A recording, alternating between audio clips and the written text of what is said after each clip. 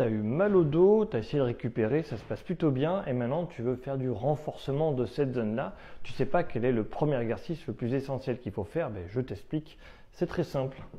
Le dos, c'est un truc qui est fait pour être debout. Et pour être debout, ça rattrape en permanence les déséquilibres. Donc l'objectif 1, si tu veux vraiment travailler des muscles qui tiennent le dos, qui donnent la force au dos, c'est de rester debout en équilibre sur un pied. C'est le truc le plus facile. Donc là, en fait, mon dos en permanence, il va s'auto-rééquilibrer et tu vas travailler en fait la musculature de ton dos. Tu peux faire aussi, tu veux lever les bras et faire des mouvements avec des poids ou des haltères, n'importe quoi en fait. Ça va te déstabiliser et plus tu lèves, plus tu te déstabilises, plus ce sera difficile. Ça, on va dire que c'est l'étape 1, ok, ça va. Là je parle du cas où ça va, hein. Du cas où ça va, où tu cherches à te réentraîner, à être plus fort.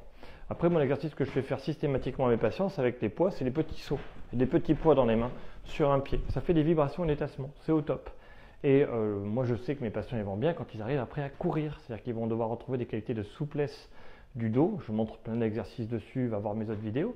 Mais sinon, ben voilà, la course à pied, c'est un enchaînement de sauts sur un pied dynamique avec beaucoup d'énergie. Et c'est là où tu sais vraiment que la musculature du dos va être costaud. Petite anecdote, pour ceux qui regardent encore la vidéo jusqu'au bout, laisse-moi un petit message. Je le dis de temps en temps parce que c'est vrai que c'est rare que les gens regardent la vidéo jusqu'au bout. Anecdote, à Bordeaux ici, c'était en 2000, je ne dis pas de bêtises, hein. C'était en 2010 je crois. Ouais, c'est en 2010. On avait reçu une étude où voilà, on disait ouais, il y a une machine qui fait ça, là, qui t'écrase comme ça. On voit la résistance à l'écrasement de la colonne vertébrale.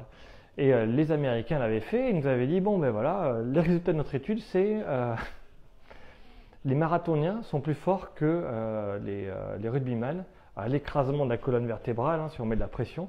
Et les nageurs avec des gros dos comme ça, c'est les plus faibles. C'est pas possible, on n'y croyait pas, hein. On n'y croyait pas parce qu'on a toujours dit de manière historique, la natation, quand on a mal au dos, c'est bien.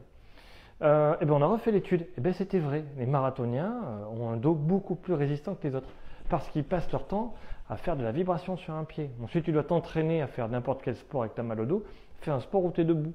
Ta colonne vertébrale va vibrer et sur le coup, tu auras beaucoup plus de résistance dans ton dos, et donc beaucoup moins de chances de te faire mal.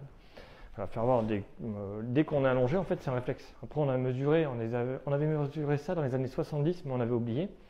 C'est que lorsqu'en fait on est allongé, les muscles qui tiennent le dos de manière réflexe s'inactivent, ils ne travaillent plus. Donc tous les exos que tu fais à quatre pattes, tout ça, machin, tu fais travailler les muscles, pas du dos, juste à côté. En gros, tu as les gros muscles qui servent à faire des mouvements, comme les gros muscles qui sont jolis, hein, ceux du nageur. Après, à côté, tu as des muscles qui sont intermédiaires, ça tu vas les bosser. Mais les muscles qui tiennent le dos, c'est que la vibration et c'est uniquement debout. Je ne sais pas si c'était utile, si tu n'es pas professionnel de santé, si tu n'es pas kinésithérapeute.